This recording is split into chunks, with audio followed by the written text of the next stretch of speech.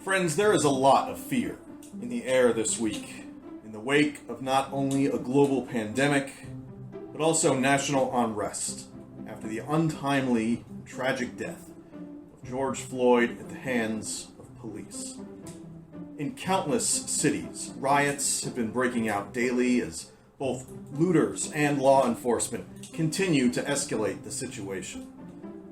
The other day, the police in Washington, D.C. drove off peaceful protesters, as well as the clergy of St. John's Church, with tear gas and concussion grenades, so that the president could stand in front of that church for a photo op with a Bible in his upraised hand, as if it had all of the answers to our problems. Well, maybe it does. You see, the Bible, especially the gospel, teaches us to embrace love instead of fear. To bravely ask in any given situation, what would love do? Love doesn't set things on fire or smash up local mom and pop stores. And it doesn't wield cudgels or tear gas against peaceful assemblies either. Love, I would argue, speaks the truth. With words. Buy a brand new 2020 Subaru Impreza. Love. It's what makes Subaru, Subaru.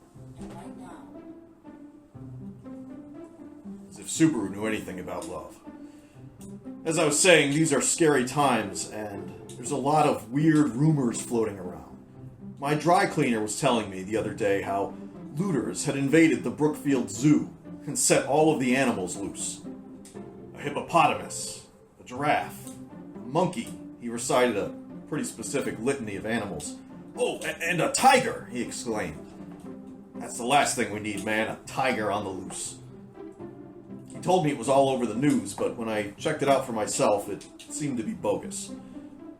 And yet, much like a tiger, or roving bands of unscrupulous, opportunistic looters, fear is stalking our streets. Much of it is legitimate, some of it is irrational. But either way, we cannot let fear have the last word. So as you navigate these strange and troubled days, I encourage you, wash your hands, wear a mask, speak the hard truth, and choose love. Be safe out there, but don't be afraid.